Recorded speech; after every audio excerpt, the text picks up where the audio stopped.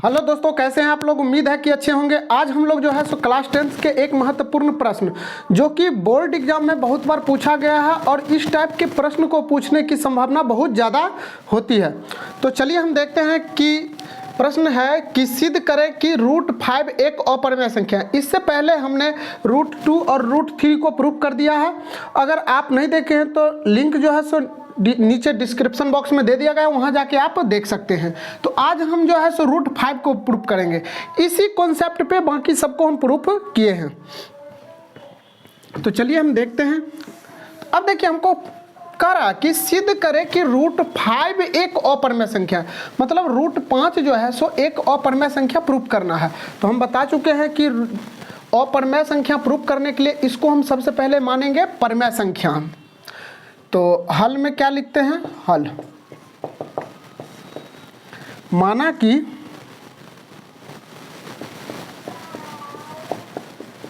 √5 एक परिमेय संख्या है, परिमेय संख्या है।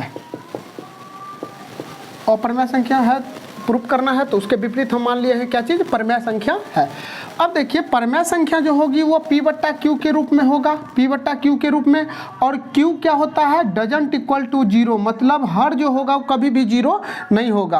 कहने का मतलब है अंश बट्टा हर के रूप में होगा और हर का मान जो होगा वो 0 कभी नहीं होगा।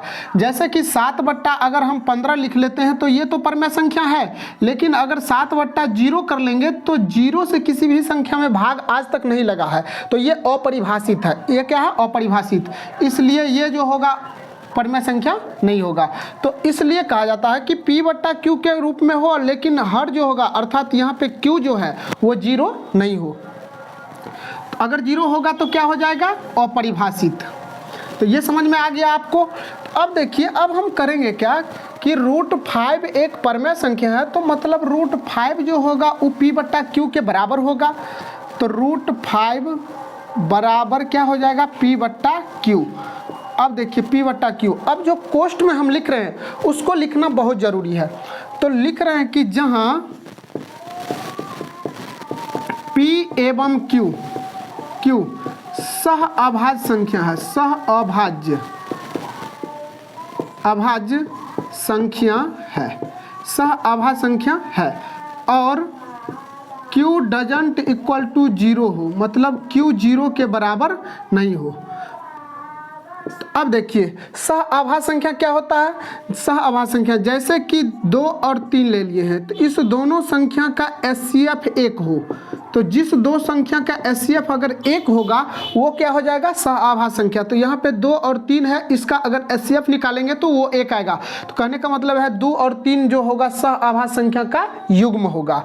अगर एक चीज और हम समझ लेते हैं, अगर हम इसको P/Q के रूप में लिख लेते हैं तो मतलब अंश मान लिए हैं 2 को और हर मान लिए हैं किसको, 3 को, तो 2/3 भी हम लिख सकते हैं इसको। तो कहने का मतलब यह है कि P/Q के रूप में लिखने के बाद तो देखिए 2 में और 3 में एक के अलावा किसी अन्य संख्या से भाग नहीं लगना चाहिए, तब जाकर के ये दोनों संख्या क्या होगा, सह अभाज्य संख्या होगा। तो बात वही है कि HCF 1 होना चाहिए या ये दोनों संख्या में एक ही से भाग लगना चाहिए, एक के अलावा किसी अन्य संख्या से भाग नहीं लगना चाहिए। अगर जैसे हम लिख लेते हैं कि 7/21, तो देखिए ऊपर में भी 1 के अतिरिक्त, मतलब इस दोनों में 1 से भाग लगेगा ही, लेकिन 7 से भी लग रहा है दोनों में। तो कहने का मतलब है कि 7 गुने 1 लिख सकते हैं और इसको हम 3 गुने 7 और गुने 1। अब देखिए दोनों में जो कॉमन मिल रहा है 1 के अलावा और क्या मिल रहा है, 7 मिल रहा है, तो 1 ही कॉमन मिलना चाहिए। अगर 1 के अलावा कोई और संख्या कॉमन मिलती है दोनों दो संख्या में, तो वो दोनों सह अभाज्य संख्या नहीं होगा। तो इसलिए ये क्या होगा, सह अभाज्य संख्या नहीं होगा, और ये क्या हो जाएगा, सह अभाज्य संख्या होगा। ये बात आप लोगों को समझ में आ गया। अब चलिए अब हम करते हैं क्या चीज़, अब इसको क्रॉस मल्टीप्लिकेशन करते हैं, त्रिय गुना। Q को √5 से करेंगे तो क्या हो जाएगा, √5Q, और बराबर 1 को P से तो P। अब देखिए रूट को हटाने के लिए स्क्वायर करेंगे, तो अगर इधर स्क्वायर करेंगे तो इधर भी करेंगे, तो दोनों ओर क्या करने पर, वर्ग करने पर, दोनों ओर वर्ग करने पर, वर्ग करने पर।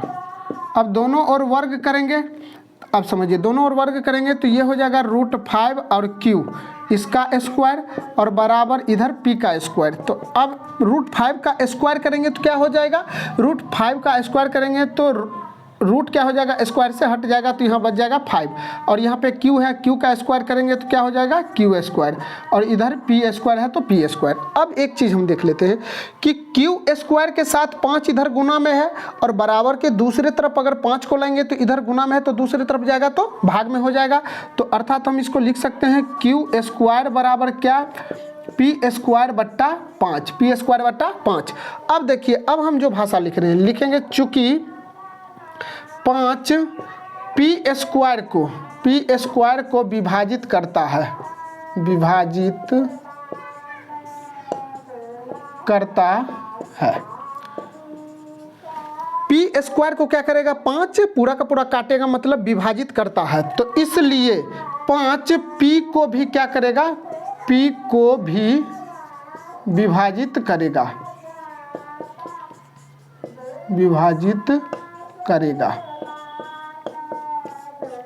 अब इसको हम समझ लेते हैं। कहने का मतलब ये है कि अगर 8 है, 8 में अगर हम 4 से भाग दे रहे हैं तो पूरा का पूरा कट रहा है, कितना मरतबे, 2 मरतबे। तो कहने का मतलब ये है कि अगर हम 8 में 4 से भाग दे रहे हैं तो कहीं ना कहीं 8 में 4 होगा, इसलिए 4 क्या कर रहा है, 8 को पूरा का पूरा काट रहा है। उसी तरह कहने का मतलब ये है कि अगर p स्क्वायर को 5 विभाजित कर रहा है तो मतलब p में कहीं ना कहीं 5 होगा, p में क्या होगा, 5 होगा। तो अर्थात अगर हम p बराबर 5 मान लेते हैं, p बराबर अगर 5 मान लेते हैं तो 5 का स्क्वायर और बट्टा 5 करेंगे तो ये हो जाएगा 25 बट्टा 5, तो 5 × 25। कहने का मतलब यह कि p स्क्वायर को अगर 5 विभाजित करता है तो p में कहीं ना कहीं 5 होगा, इसलिए विभाजित कर रहा है। और देखिए अब कह रहा है कि p को भी 5 क्या करेगा, विभाजित करेगा, p को भी 5 विभाजित करेगा। अगर p स्क्वायर को 5 काट रहा है तो p को भी 5 क्या करेगा, काटेगा। तो p का मान 5 माने हैं, 5 लिख देंगे और बट्टा 5, अगर इसको हम काटते हैं तो क्या आ गया, 1। कहने का मतलब यह है कि p स्क्वायर को अगर 5 काट रहा है तो p को भी 5 क्या करेगा, काटेगा। यही कहने का इसका मतलब है। अब देखिए, अब हम आगे क्या कर लेते हैं, विभाजित करता। अब हम क्या करते हैं, पुनः माना कि क्या मानेंगे। अब देखिए, हम p को जांच कर लिए हैं कि 5 से विभाज्य है, अब q को भी जांच करेंगे। तो q को जांच करने के लिए क्या करेंगे, तो p बराबर हम मानते हैं, तो p बराबर हम मान लेंगे 5 और इसमें एक चर राशि लगा देंगे k। अब देखिए, p स्क्वायर में कहीं ना कहीं 5 से भाग लग रहा है तो p में क्या होगा, 5 होगा, इसलिए हम p बराबर क्या माने हैं, 5 माने हैं, और उसमें अपना मन से एक चर राशि k लगा दिए हैं। अब कुछ भी लगा सकते हैं। तो अब देखिए, इसको समीकरण फर्स्ट मानेंगे तो समीकरण फर्स्ट में p बराबर 5 के रखने पर थोड़ा जगह स्पेस कम है इसलिए हम ऐसे लिख रहे हैं, रखने पर। तो अब देखिए, समीकरण फर्स्ट क्या है, ये वाला। तो q स्क्वायर बराबर क्या हो जाएगा, आपका p का मान कितना, 5 के, तो 5 के, और उस p का स्क्वायर है तो इसका भी स्क्वायर हो जाएगा, और बट्टा में कितना, 5। अब ये आ जाएगा आपका q स्क्वायर बराबर 5 का स्क्वायर 25 और k स्क्वायर बट्टा 5। 5 से इसको काट देंगे तो 5 है 25। अब देखिए, अब क्या आ गया, q स्क्वायर बराबर ये 5k स्क्वायर आ गया। अब हम क्या करेंगे, 5 देखिए इधर k स्क्वायर के साथ गुना में है, बराबर के इस तरफ लाएंगे तो किस में हो जाएगा, भाग में। तो हम q स्क्वायर और बट्टा हम लिख सकते हैं 5, और बराबर क्या बच गया, इधर k स्क्वायर बच गया। ये बात आप लोगों को समझ में आ गया। फिर अब हम यहाँ पे क्या लिखेंगे, चूँकि q स्क्वायर को 5 विभाजित करता है, 5 विभाजित करता है, q स्क्वायर को 5 क्या करता है, विभाजित करता है। तो इसलिए q को भी 5 क्या करेगा, विभाजित करेगा।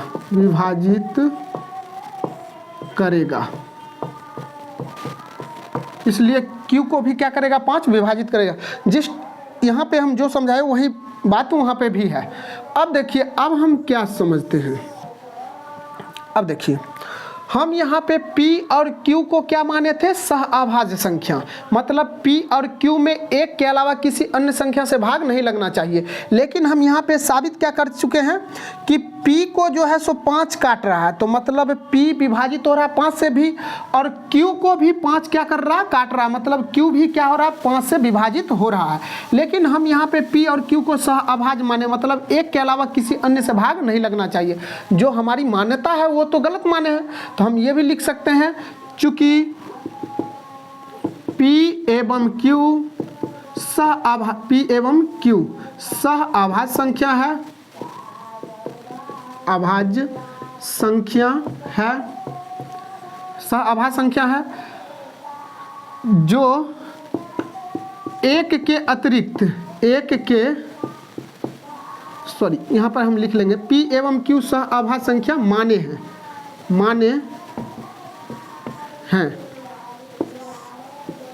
माने हैं जो एक के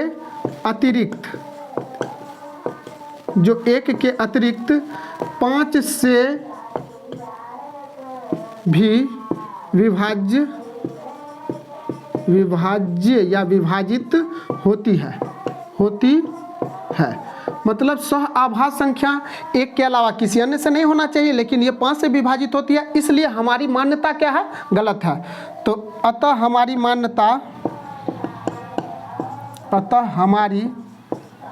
मान्यता गलत है या विरोधाभास है। इसीलिए √5 एक अपरिमेय संख्या है।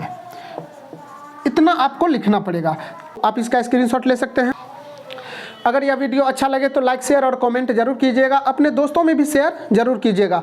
अगर आप मेरे चैनल पे नए हैं तो मेरे चैनल को सब्सक्राइब जरूर कर लीजिएगा। Thank you.